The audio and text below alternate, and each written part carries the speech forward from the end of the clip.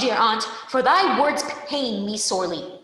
Hung in a plated dish cover, to the knocker of the workhouse door, with naught that I could call mine own, save a change of baby linen and a book of etiquette. Little wonder if I were always regarded that work as a voice from a parent's tomb. This hallowed volume, composed by no less an authority than the wife of a Lord Mayor, has been through life my guide and monitor.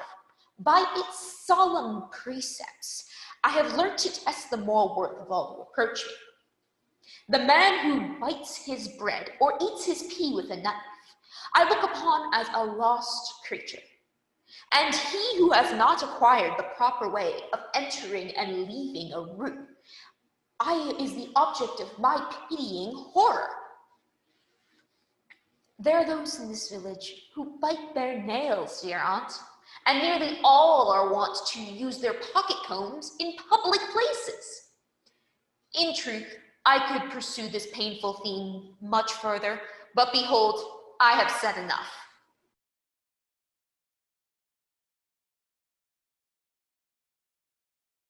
Oh, poor children.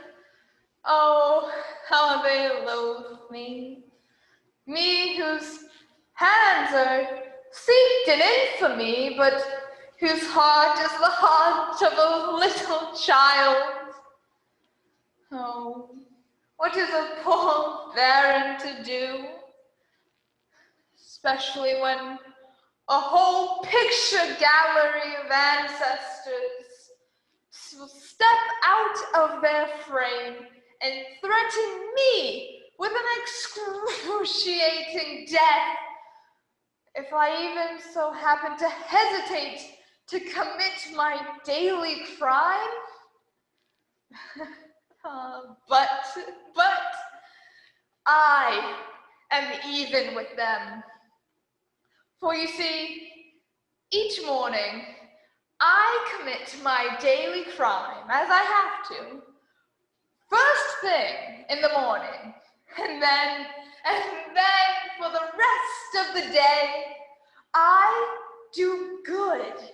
I do good, I tell you. Oh, see, 2 days since, I stole a child and then built an orphanage. Yesterday, I robbed a bank and then endowed a bishopric. Today, I carried a rose Maybud in a town with a cathedral. If this is what it is to be the sport and toy of a picture gallery, then I will be bitterly revenged upon them. I shall give them off to the nation, and then no one shall ever see their faces again.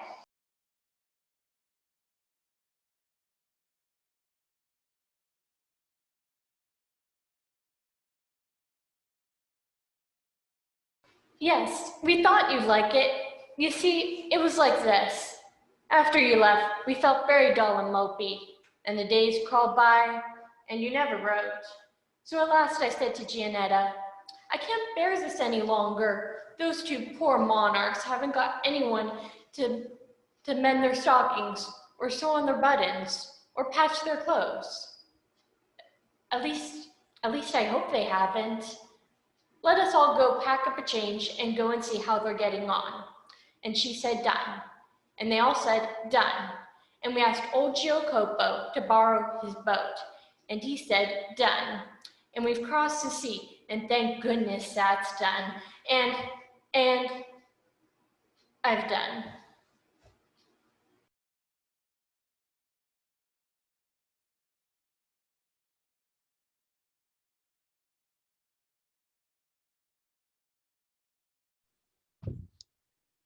Well, Tommy proposed to me again. Tommy really does nothing but propose to me. He proposed to me last night in the music room when I was quite unprotected, as there was an elaborate trio going on. I didn't dare make the smallest repartee, I need hardly tell you.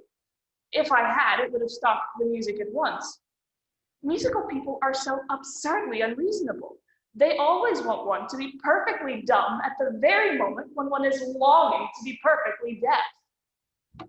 Then he proposed to me in broad daylight this morning in front of that dreadful statue of Achilles. Really, the things that go on in front of that work of art are quite appalling. The police should interfere. At luncheon, I saw by the glare in his eye that he was going to propose again, and I just managed to check him in time by assuring him that I was a bimetallist. Unfortunately, I don't know what bimetallism means, and I don't believe anyone else does either. But the observation crushed Tommy for 10 minutes. He looked quite shocked. And then Tommy is so annoying in the way he proposes. If he proposed at the top of his voice, I should not mind so much. That might produce some effect on the public. But he does it in a horrid confidential way. When Tommy wants to be romantic, he talks to one just like a doctor. I'm very fond of Tommy, but his methods of proposing are quite out of date. Oh, I wish, Gertrude, that you would speak to him and tell him that once a week is quite often enough to propose to anyone, and that it should always be done in a manner that attracts some attention.